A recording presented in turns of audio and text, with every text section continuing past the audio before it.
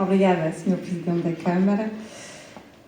Messieurs les maires l'ont évoqué, nous avons l'honneur d'accueillir Gérald de Sousa Mendes, petit-fils d'Aristide de Sousa Mendes, et je l'invite à nous rejoindre.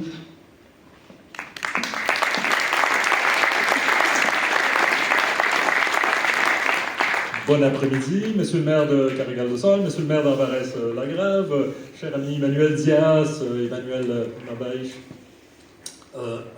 Alors, ma tante Marie-Rose, qui est la dernière fille vivante d'Aristide de Sousa Mendes et qui habite à Pau, elle aurait voulu être parmi nous, mais c'était difficile, c'est un voyage difficile pour elle, même si ce n'est que de peu. Avant de lire son texte, je voudrais simplement avoir une pensée pour les quelques 125 à 150 millions de réfugiés qu'il y a aujourd'hui sur les routes.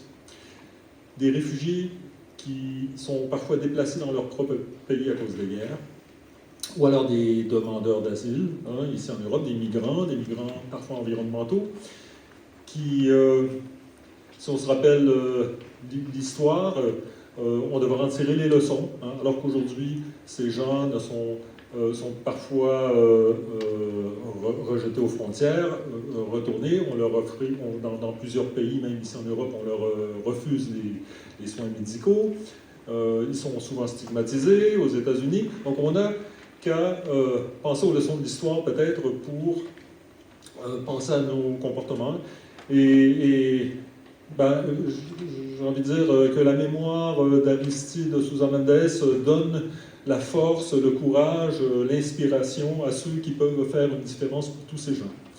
Alors, je vous lis le texte de ma tante Marie-Rose. « Je ressens toujours une vive émotion lorsqu'elle est remémorée la décision historique prise par mon père Aristide de Sousa Mendes en 1940, alors qu'il était consul du Portugal à Bordeaux.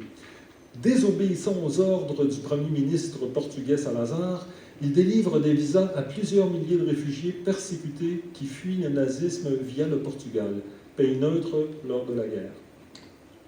J'éprouve une profonde reconnaissance envers Manuel Nabaïch Ramos, qui nous propose une représentation qui rappelle, partage, fait vivre cette action exemplaire de mon père, action qui met en lumière l'acte d'un humaniste guidé par sa conscience, sa foi, son respect de la vie et de la dignité humaine. Action d'un homme qui n'est pas austère, mais passionné par la vie, par la musique, l'amour du prochain et le respect d'autrui. Un grand merci à Manuel, bonne participation à la soirée qu'il nous offre. Voilà, je vous souhaite aussi une très bonne soirée et de bonnes fêtes de fin d'année.